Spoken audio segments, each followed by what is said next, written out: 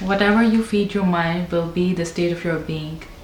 It's important to be cognizant and be aware of what you feed your mind, because that results in your mental health state and overall health as well.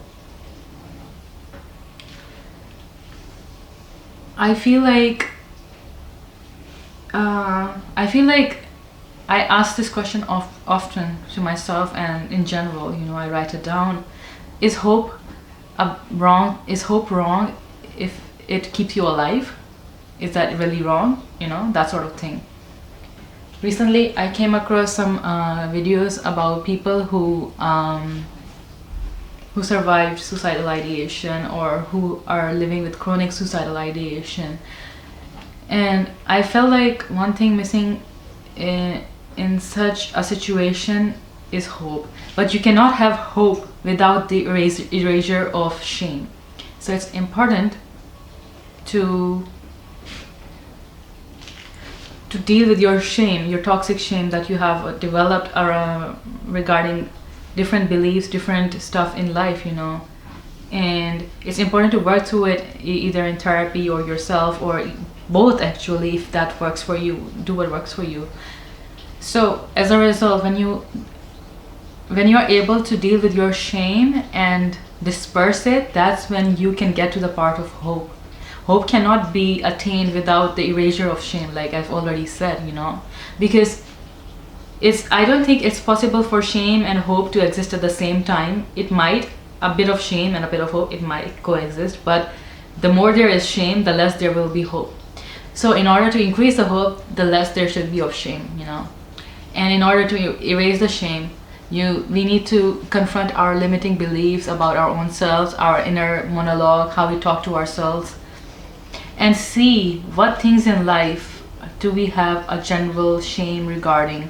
Is it, for example, I had a lot of shame regarding making videos on YouTube when I was not in the best of state, best of mental health. I was rambling. I was uttering words that didn't make sense.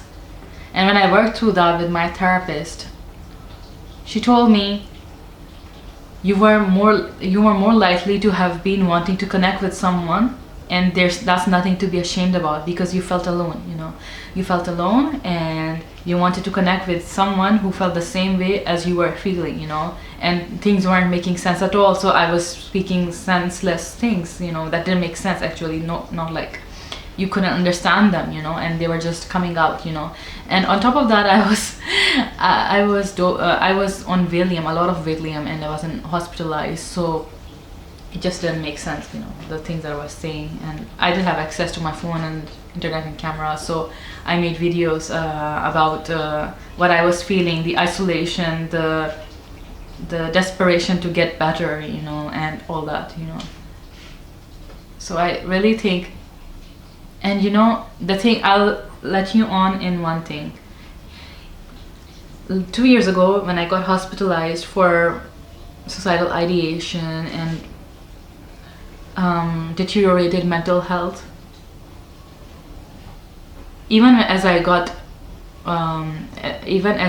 discharged, I wasn't able to overcome those feelings, those heavy feelings, to a certain extent. I mean, what happened as a result of the hospitalization was that everything got numb because of the medication, but it came back a little by little. And how I was able to deal with it was by writing it down in my journal and confronting what was causing the shame. It was something regarding my identity, something concerning my identity, and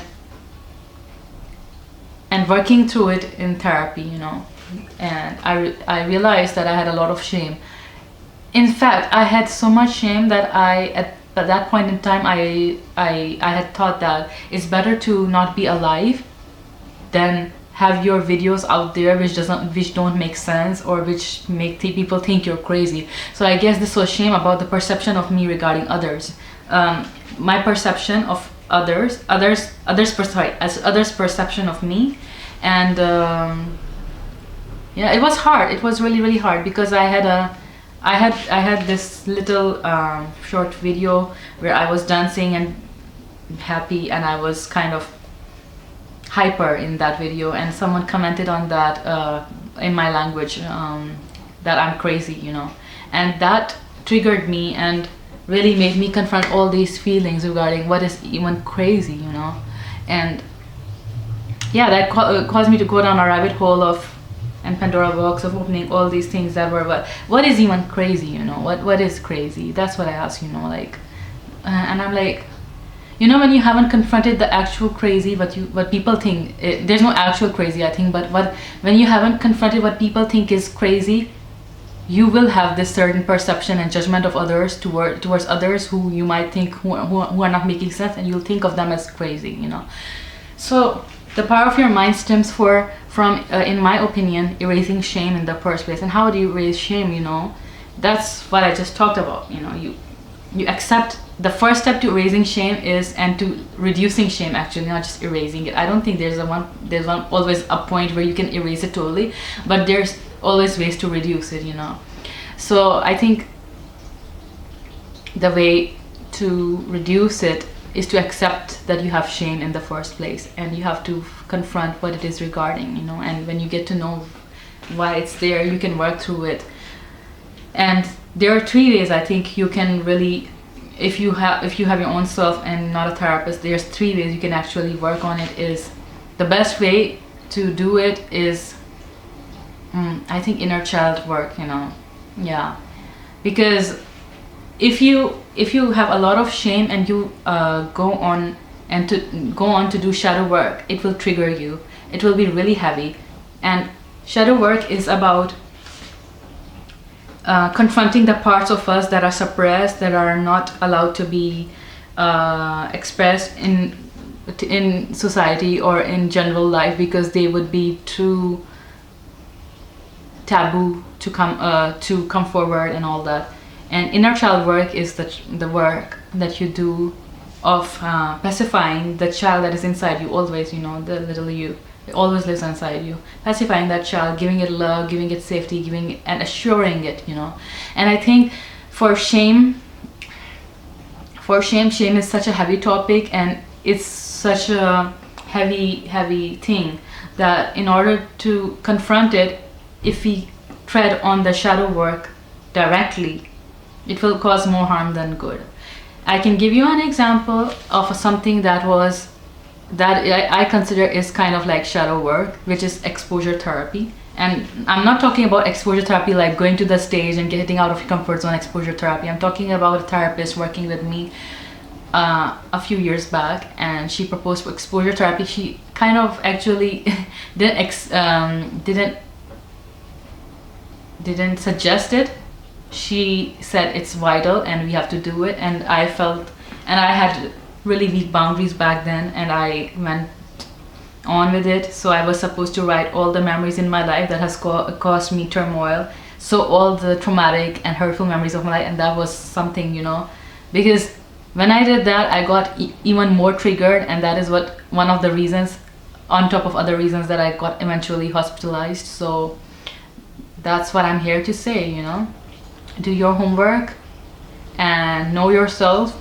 And also, don't go, when you're on your healing journey and working on your self-help journey, it's important it's important to realize where you are and what you're dealing with. And if it's something heavy you're dealing with, it's really, really important not to go on doing heavy healing work, because heavy will just collide. I think that's my opinion, you know. So I think when you're dealing with shame or a lot of heavy processing heavy emotions, it's always better to do some work, like when it's always better to do like inner child therapy, inner child work. And also when you're dealing with I think like suicidal ideation, it's really important to take a break from working on yourself and try to accept those feelings and learn how to not let those thoughts enter your realm eventually, so slowly. It doesn't happen all at once, you know. And that sort of thing, you know.